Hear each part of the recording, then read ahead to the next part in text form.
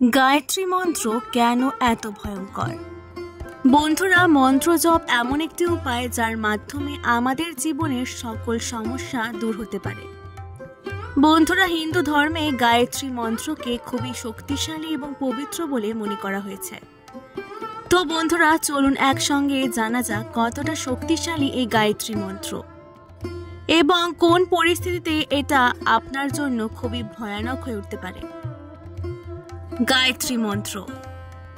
ওম ভূর্ভুবঃ স্বাহা তৎসবিতুর্বরেণ্যং ভর্গো দেবস্য ধীমহি ধিয়ো ইয়ো ন প্রচোদয়াৎ। বন্ধুরা, এর অর্থ হচ্ছে সৃষ্টিকর্তা প্রকাশমান পরমাত্মার তেজের আমরা ধ্যান করছি, আর পরমাত্মার এই তেজ আমাদের বুদ্ধিকে সৎ মার্গের দিকে চলতে প্রেরণ করে। শাস্ত্র অনুযায়ী মন্ত্রটিকে সঠিক সময় এবং নিয়মপূর্বক করার ফলে অনেক সুবিধা সম্পর্কে বলা হয়েছে। এর সাথে এটাও বলা হয়েছে যে কখন এই মন্ত্র শক্তিশালী থেকে ভয়ানক রূপ ধারণ করতে পারে। বন্ধুরা, এই প্রসঙ্গে বলে দিই যে গায়ত্রী মন্ত্র মুখ্য রূপে বেদের অংশ। এই মন্ত্রটিকে যজুর্বেদ ও ঋগ্বেদের দুটি ভাগকে একত্রিতভাবে মিলিয়ে তৈরি করা হয়েছে।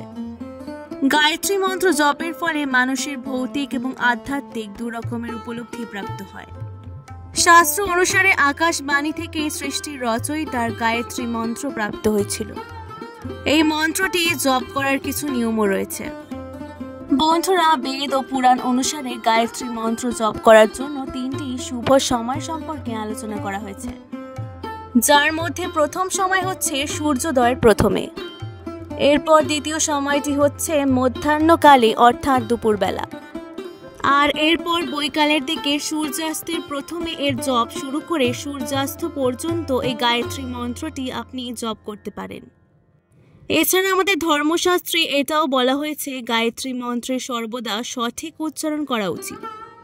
মূলত এই মন্ত্রের জপ আপন মনে যদি করা হয় তাহলে এর পরম ফল লাভ হয়, এটাই বলে মনে করা হয়। বন্ধুরা, এই মন্ত্র জপ করার পূর্বে আপনি পদ্মাসনে বসে তারপর এই মন্ত্রটি জপ করুন। বন্ধুরা, গায়ত্রী মন্ত্র এমন একটি মন্ত্র যার মাধ্যমে যে কোনো মানুষ নিজের জীবনের সকল সমস্যা দূর করতে পারে। এই গায়ত্রী মন্ত্র ব্যক্তির জীবনে পজিটিভ এনার্জি নিয়ে আসে। বিশেষ করে বিদ্যার্থীদের জন্য এটি একটি মহামন্ত্র রূপে পরিগণিত।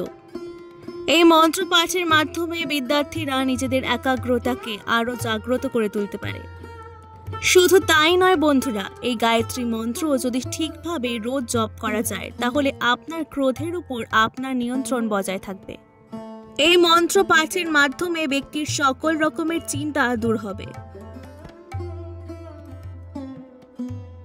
বন্ধুরা, এই গায়ত্রী মন্ত্র পাঠ আপনার কুণ্ডলীর উপরেও শুভ প্রভাব ফেলে।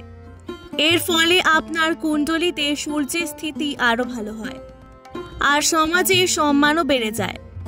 বন্ধুরা, এই সব কিছু বাদ দিয়েও গায়ত্রী মন্ত্রে 24টি শক্তি সমাহিত রয়েছে, যেগুলি হচ্ছে সফলতার শক্তি, পরাক্রম শক্তি, পালন শক্তি, কল্যাণ শক্তি, যোগ শক্তি, প্রেম শক্তি, ধন শক্তি, তেজ শক্তি, রক্ষা শক্তি, উদ্য শক্তি, দমন শক্তি, নিষ্ঠা শক্তি, ধারণ শক্তি, প্রাণ শক্তি, মর্যাদা শক্তি, তপ শক্তি, কাল শক্তি, উৎপাদক শক্তি, রস শক্তি, আদর শক্তি, সাহস শক্তি, বিবেক শক্তি ও সেবা শক্তি।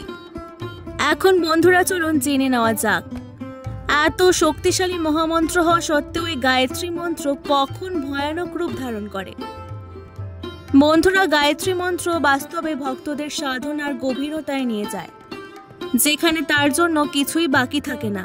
আবার অন্যদিকে গায়ত্রী মন্ত্রের অধিক জপ ব্যক্তিকে বৈরাগ্যের দিকে নিয়ে যেতে পারে। একটি উচিত সময়ের বেশি সময় পর্যন্ত গায়ত্রী মন্ত্র জপ করলে ব্যক্তি ধীরে ধীরে সাধুর মতো হয়ে যায়। তার ঘর পরিবার এবং দুনিয়ার প্রতি আকর্ষণ ধীরে ধীরে কমতে থাকে, আর সে নিজের ইষ্টদেবের ভক্তিতে তার চরণেই পড়ে থাকে। এছাড়া গায়ত্রী মন্ত্র পাঠের ফলে ব্যক্তির সকল পাপ এবং পুণ্য শেষ হয়ে যেতে শুরু হয়। এমতো অবস্থায় তার সুখ সমৃদ্ধিও শেষ হয়ে যেতে পারে, আর সেই ব্যক্তি ধীরে ধীরে দরিদ্র হয়ে যেতে পারে। কিন্তু যখন যখন সে বিপদে পড়ে তখন তখন স্বয়ং মা লক্ষ্মী তার বিপদে তার পাশে থাকে, কিন্তু নিজের স্বাভাবিক জীবনে ধন সম্পত্তি তার কাছে টেকে না। বন্ধুরা, উপরিক্ত আলোচ্য সময় গায়ত্রী মন্ত্র পাঠ না করে আপনি যদি অন্য সময় পাঠ করেন তাহলে তাতেও আপনার জীবনে অন্যান্য প্রভাব পড়তে পারে। এমতো অবস্থায় মানুষের জীবন থেকে সমস্যা শেষ হওয়ার নামই নেয় না। বন্ধুরা, এই গায়ত্রী মন্ত্র পাঠ যেমন ভালো ফলদায়ক, তেমন এটি পাঠ করার বেশ কিছু নিয়মও রয়েছে, যেগুলি আপনাদের সঙ্গে উপরে আলোচনা করেছি। সূর্যাস্তের পরে এবং মধ্যরাত্রে এই গায়ত্রী মন্ত্রের জপ কখনোই করা উচিত নয়, না হলে সেই ব্যক্তি ধীরে ধীরে পতনের দিকে যেতে পারে। আজকের এই আলোচনাটি ভালো লাগলে অবশ্যই আমার চ্যানেলটিকে সাবস্ক্রাইব করে দেবেন। অনেক অনেক ধন্যবাদ।